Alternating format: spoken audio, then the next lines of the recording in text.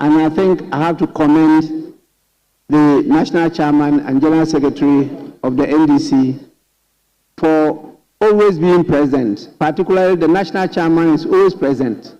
He comes to see what is being done in this House. I recommend that to the other parties.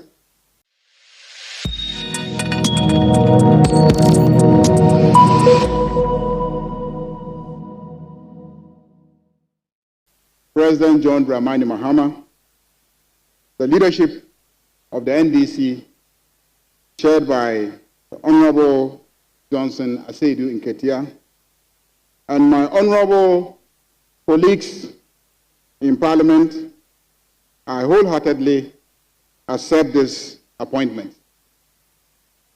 I am thankful for the confidence reposed in me, fully aware that this is an onerous role. I intend to discharge it to the best of my ability. Our duty as legislators is to ensure that we do all we can for the betterment of the people of Ghana. As leaders of the House, as a leader of the House, I have an abiding duty to ensure that we always stand on the side of Ghanaians. Right, Honorable Speaker, this is my charge to keep and a duty I will faithfully discharge. As leader of the House, I am committed to working hard to ensure that members work in an environment that is more conducive, convenient, and friendly. We are the representatives of the people of Ghana for a reason. Let us always be guided by this, that way we will carve a place for ourselves in the annals of our dear country. Mr. Speaker, before I resume my seat, may I seize the opportunity to express appreciation to the immediate past leadership of our caucus, made up of Honorable Kessel Atuforsen, the outgoing majority leader,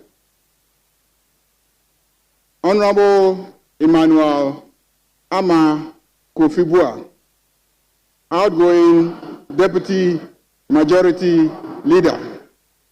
Mr. Speaker, Mr. Speaker, Mr. Speaker, Mr. Speaker, in the case of Honorable Bua, I intend that his seat should be relocated to behind the pillar.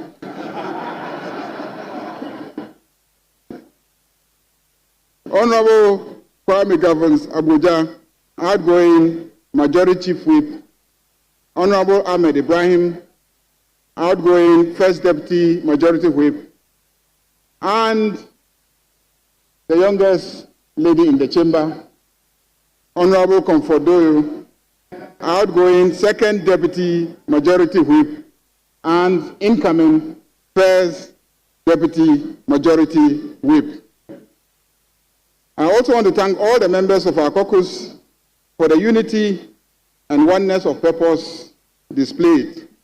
I'm counting on you to continue to exhibit this same level of support and togetherness, if not more. Mr. Speaker, my main agenda in this House is to pursue the manifesto and program of His Excellency President John Dramani Mahama, a manifesto and a commitment that has received the overwhelming support and vote of Ghanaians. Mr. Speaker, we will do this by passing good laws that seek to further those commitments, and we will use our various committees and our oversight responsibilities to ensure that the institutions of governance work and work for the people of Ghana once again. Let me use this opportunity to thank the minority leader and our friends on the other side of the aisle for the cooperation and support we have received so far since the beginning of this night's Parliament.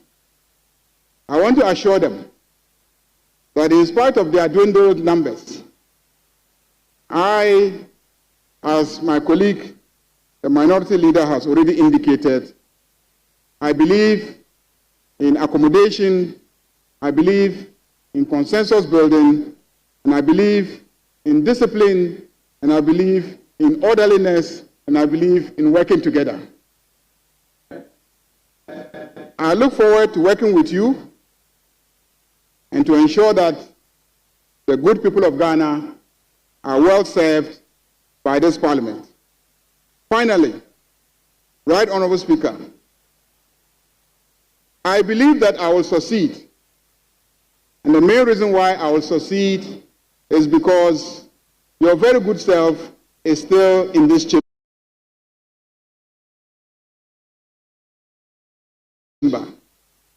When I came into this chamber 20 years ago, you were the leader of my caucus. And I have learned so much from you. You have risen from minority leader to majority leader. You've served in the executive arm of government. You've risen from deputy speaker, and now you are the speaker of the Parliament. And you are in this chamber. And so I believe that you cannot afford to see me fail. And that is the reason why I'm very confident that I will succeed. On that note, Mr. Speaker, I thank you and I thank colleagues.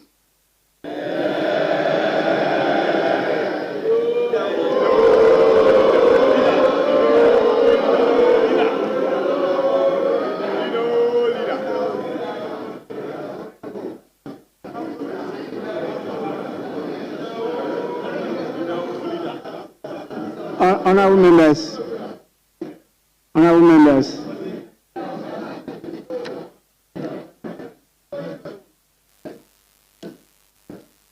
let me acknowledge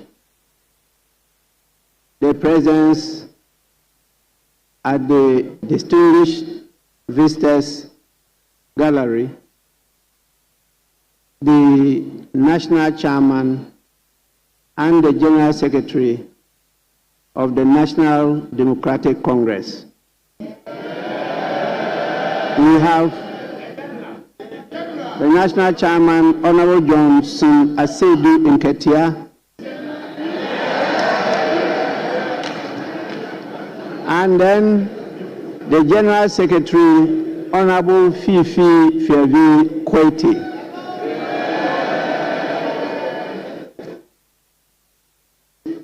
They are here to ensure that the transition is done and done in accordance with the law. They want to see it freely, so that they can go back and report to the party. You are most welcome. And I want to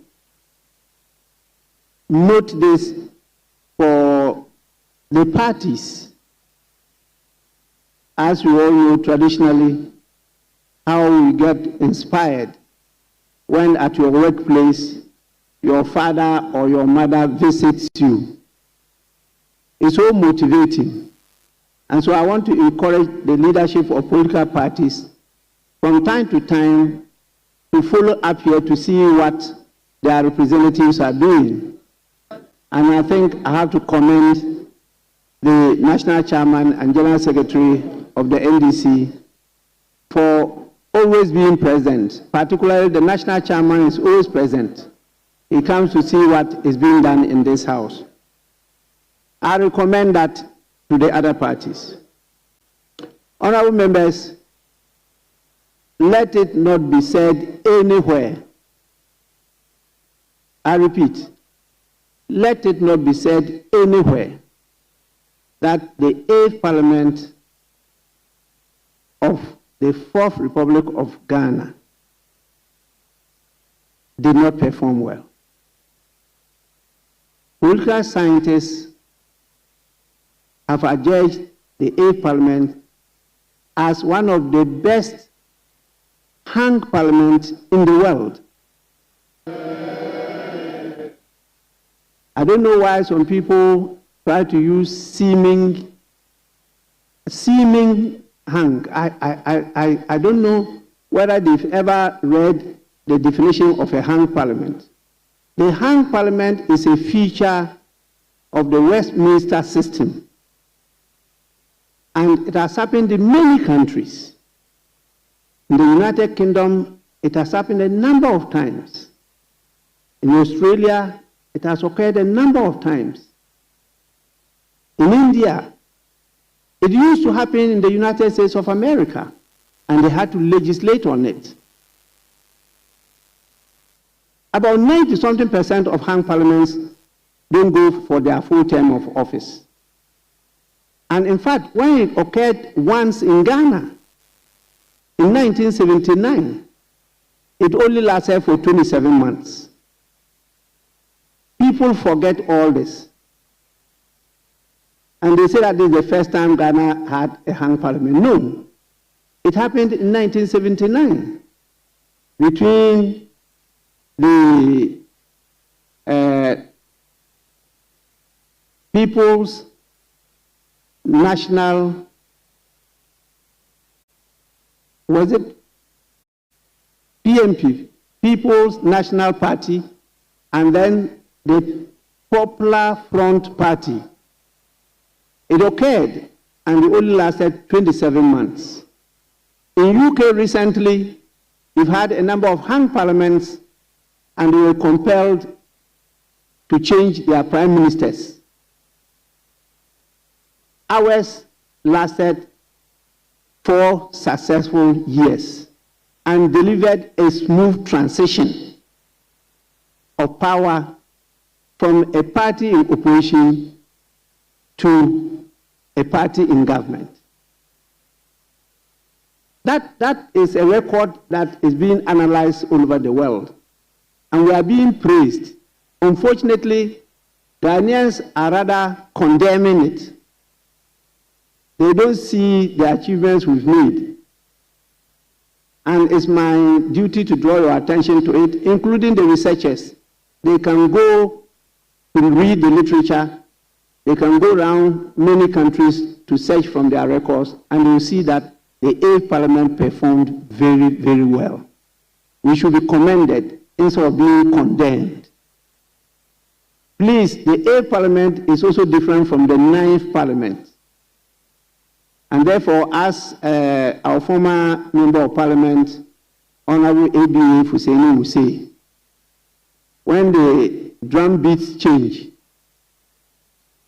the dance what will also change. And so that's what is expected of the 9th Parliament. The drum beat has changed. It has changed from a hung parliament to supermajority parliament. And I'm happy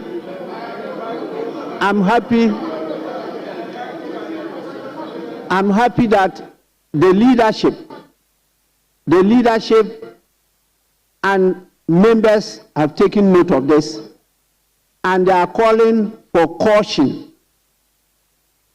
that we should not use the multitude in our debates, but we should use reason and the national interest.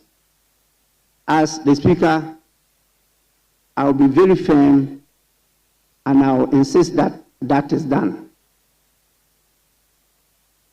Ghana has been promised a reset, and the people accepted the reset. The reset must be done. That is it. So please, I thank all of you for the understanding, and I hope we work together in harmony to advance our common interests and improve on the living conditions of the people we represent.